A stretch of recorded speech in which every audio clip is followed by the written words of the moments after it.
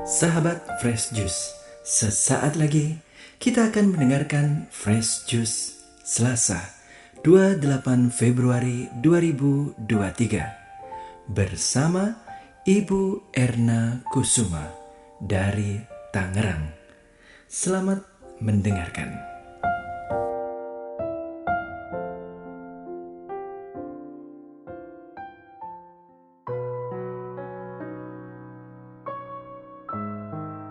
Para pendengar dari Fresh Juice dimanapun berada, tentu kita telah sering menelaah ajaran Yesus tentang berdoa. Hari ini kembali kita pelajari ajarannya tentang doa Bapa Kami berdasarkan Injil Suci Matius bab 6 ayat 7 sampai dengan ayat 15 berikut ini.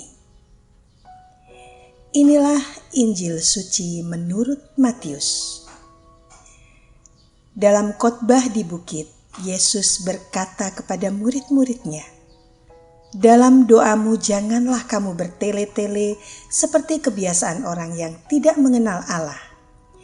Mereka menyangka bahwa karena banyaknya kata-kata doa mereka dikabulkan. Jadi, janganlah kamu seperti mereka, karena Bapamu mengetahui apa yang kamu perlukan sebelum kamu minta kepadanya.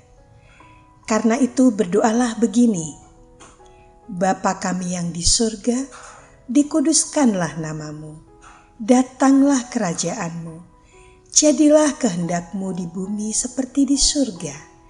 Berikanlah kami pada hari ini makanan kami yang secukupnya, dan ampunilah kami akan kesalahan kami, seperti kami juga mengampuni orang yang bersalah kepada kami.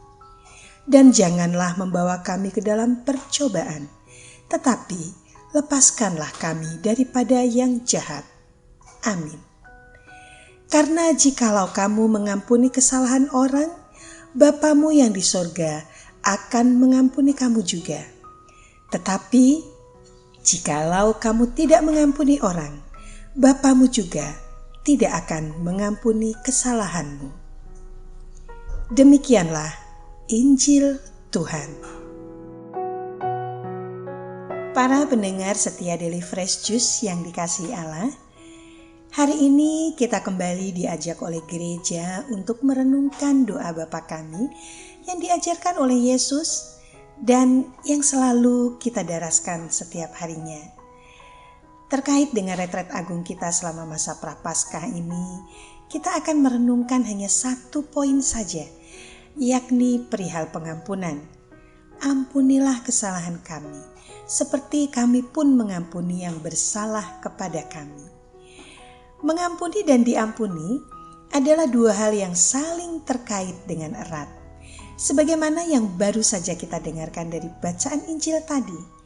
Jikalau kamu mengampuni kesalahan orang, Bapamu yang di surga akan mengampuni kamu juga.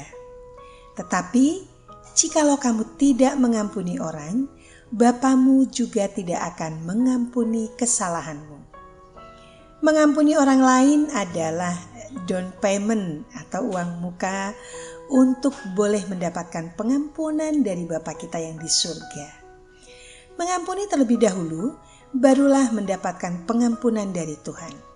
Berbeda dengan kebaikan, kitalah yang menerimanya terlebih dahulu, barulah kemudian kita bagikan kepada orang lain.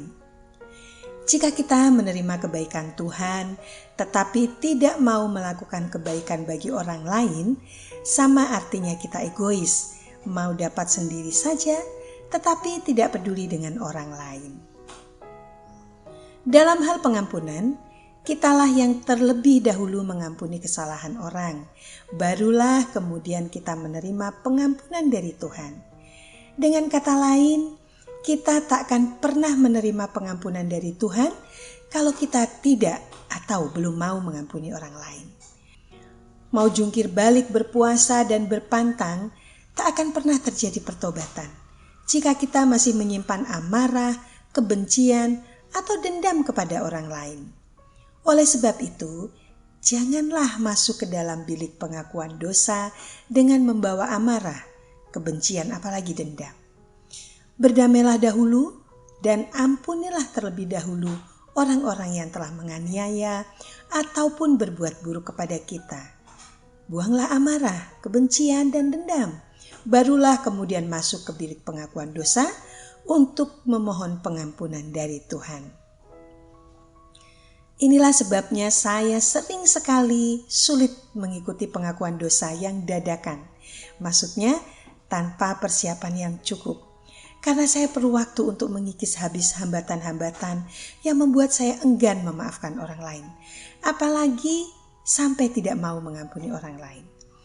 Saya merasa seperti mempermainkan Bapa kita jika pengampunan dosa darinya itu hanyalah sebatas ritual belaka. Marilah sekarang kita renungkan tentang bagaimana caranya agar kita menjadi mudah mengampuni orang lain. Karena mengampuni kesalahan orang lain itu bukanlah pekerjaan mudah. Seandainya ada perampok memaksa masuk ke dalam rumah kita, menjarah harta benda kita, dan melukai salah satu saudara kita sampai terpaksa dirawat di rumah sakit, bagaimana perasaan kita? Perampok itu jelas telah berbuat dosa, melakukan tindakan yang jahat. Apakah kita bisa menjalankan ajaran Yesus? Janganlah kamu melawan orang yang berbuat jahat kepadamu, melainkan siapapun yang menampar pipi kananmu, berilah juga kepadanya pipi kirimu. Matius bab 5 ayat 39. Sebelum kedatangan Yesus ke dunia ini, orang-orang mengikuti firman dari Perjanjian Lama yang mengatakan, "Kasihilah sesamamu manusia dan bencilah musuhmu." Matius bab 5 ayat 43.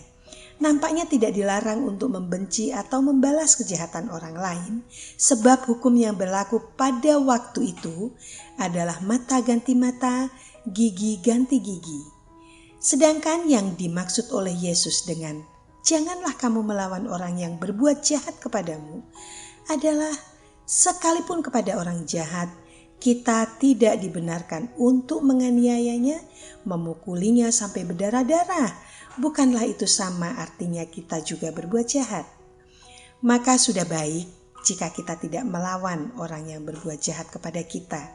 Dan akan jauh lebih baik lagi kalau kita tetap berbuat baik kepada orang yang telah berbuat jahat kepada kita. Yang diibaratkan memberi pipi kiri jika pipi kananmu ditampar orang. Inilah yang diinginkan oleh Yesus kita untuk perbuat, yaitu mengampuni kesalahan orang, yang artinya memberi kesempatan orang untuk bertobat. Yesus tidak melarang kita untuk memasang gembok pintu di rumah kita. Yesus dapat memaklumi kalau kita keberatan akan orang yang mencuri, apalagi merampok keluarga kita. Seperti yang disampaikannya, jika tuan rumah tahu pada waktu mana pada malam hari pencuri akan datang, sudahlah pasti ia berjaga-jaga dan tidak akan membiarkan rumahnya dibongkar. Matius bab 24 ayat 43. Sadarilah bahwa Yesus tidak menginginkan kita memendam kebencian apalagi dendam gegara perbuatan dosa orang lain. Kebencian akan sirna dari lubuk hati jika kita mau mengampuni kesalahan orang. Mengampuni dan mengampuni lagi. Sampai 70 kali 7 dan bahkan lebih dari itu. Sebab pengampunan akan membersihkan perasaan benci, sakit hati, kecewa, serta berbagai perasaan negatif lain yang timbul akibat ulah orang lain kepada kita. Oleh karenanya, marilah kita bersihkan diri kita dari berbagai perasaan negatif itu, yakni dengan jalan memaafkan dan mengampuni orang yang bersalah kepada kita, serta berdamailah dengan semua orang. Janganlah kita memperhitungkan kesalahan orang, jangan pula kita melakukan tebang pilih dalam mengampuni kesalahan orang. Dengan demikian kita menjadi layak untuk datang kepada Tuhan melalui bilik pengakuan dosa, untuk memohon pengampunan dari Tuhan atas dosa dan kesalahan kita sendiri. Dan ini sekaligus membuat kita berhasil menempuh retret sepanjang masa Prapaskah. Marilah sekarang kita berdoa bersama untuk mengakhiri renungan kita pada hari ini. Dalam nama Bapa dan Putra dan Roh Kudus. Amin. Ya Allah Bapa yang berkuasa untuk mengampuni dosa manusia, kami menyadari kelemahan kami mudah untuk meminta pengampunan darimu, tetapi sulit mengampuni orang yang meminta pengampunan dari kami. Bijaksanalah Engkau karena telah mensyaratkan mengampuni agar diampuni. Karena dengan demikianlah damai sejahtera Kristus akan terwujud di sekitar kami, oleh karena kami boleh hidup saling mengampuni. Amin. Dalam nama Bapa dan Putra dan Roh Kudus. Amin. Terima kasih. Sampai jumpa bulan depan.